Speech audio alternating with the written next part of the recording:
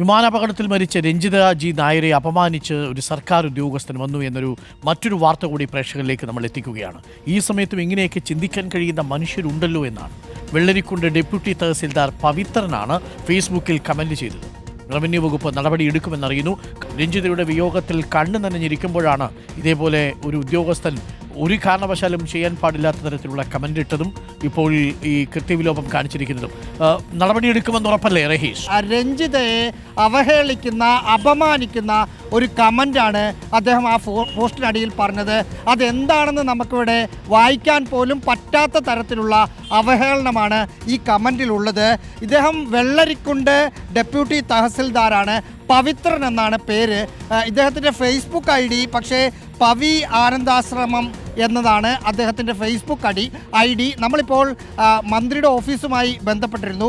ഇത് ശ്രദ്ധയിൽപ്പെട്ടിട്ടുണ്ടെന്നും കാസർഗോഡ് ജില്ലാ കളക്ടറോട് തുടർ നടപടികൾ സ്വീകരിക്കാൻ നിർദ്ദേശിച്ചിട്ടുണ്ടും എന്നാണ് മനസ്സിലാക്കിയത്. കാസർഗോഡ് ജില്ലാ കളക്ടറുമായി ബന്ധപ്പെട്ടപ്പോൾ തുടർ നടപടികൾ ഉടൻ ഉണ്ടാകും എന്ന് മനസ്സിലാക്കുന്നു. ഒപ്പം മുമ്പ് റവന്യൂ മന്ത്രിയായിരുന്ന ഇ ചന്ദ്രശേഖരനെ സോഷ്യൽ മീഡിയയിലൂടെ അവഹേളിച്ചതിന് 6 മാസത്തോളം സസ്പെൻഷനിൽ കഴിഞ്ഞ ഉദ്യോഗസ്ഥനാണ് ഇദ്ദേഹമെന്ന് കളക്ടറേറ്റിൽ നിന്ന് അറിയാൻ സാധിച്ചിട്ടുണ്ട്.